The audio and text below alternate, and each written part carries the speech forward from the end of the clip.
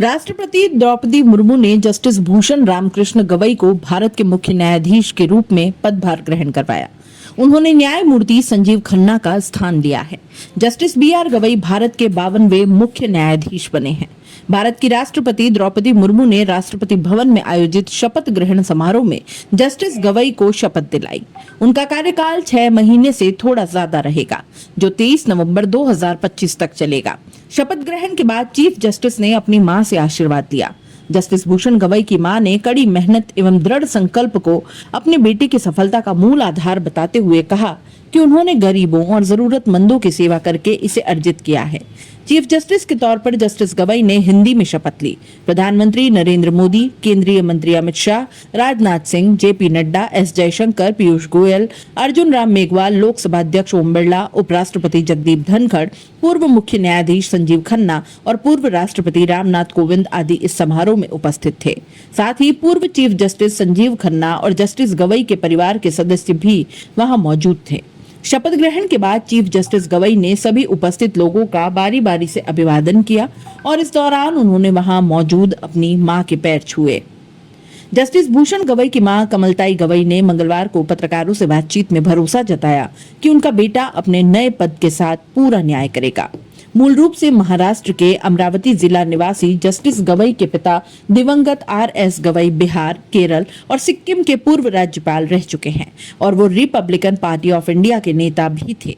52वें chief justice के तौर पर शपथ लेने वाले चीफ जस्टिस गवई का कार्यकाल 6 महीने का होगा और वो 23 दिसंबर 2025 को रिटायर हो जाएंगे। चीफ जस्टिस गवई ने 16 मार्च 1985 को वकालत शुरू की थी और नागपुर नगर निगम, अमरावती नगर निगम और अमरावती विश्वविद्यालय के लिए स्थायी वकील के रूप में कार्य किया।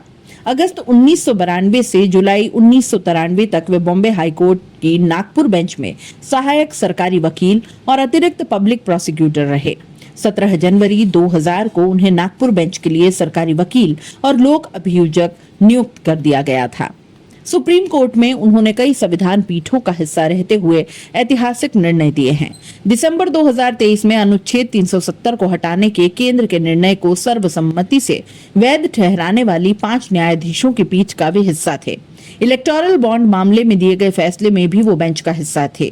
7 न्यायाधीशों की एक और संविधान पीठ, जिसमें जस्टिस गवई शामिल थे, जिसने 6-1 के बहुमत से यह निर्णय दिया कि अनुसूचित जातियों के भीतर उपवर्गीकरण किया जाना संविधान सम्मत है, ताकि सामाजिक और शैक्षिक रूप से पिछड़े वर्गों को आरक्षण का लाभ दिया जा सके। मैं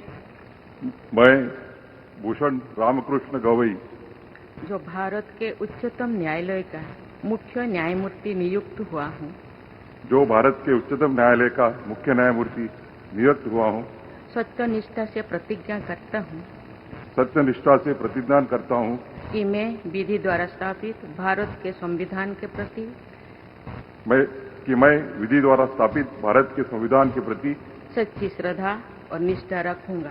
सच्ची श्रद्धा और निष्ठा रखूंगा। मैं भारत की प्रभुता और अखंडता अक्षुण्ण रखूंगा।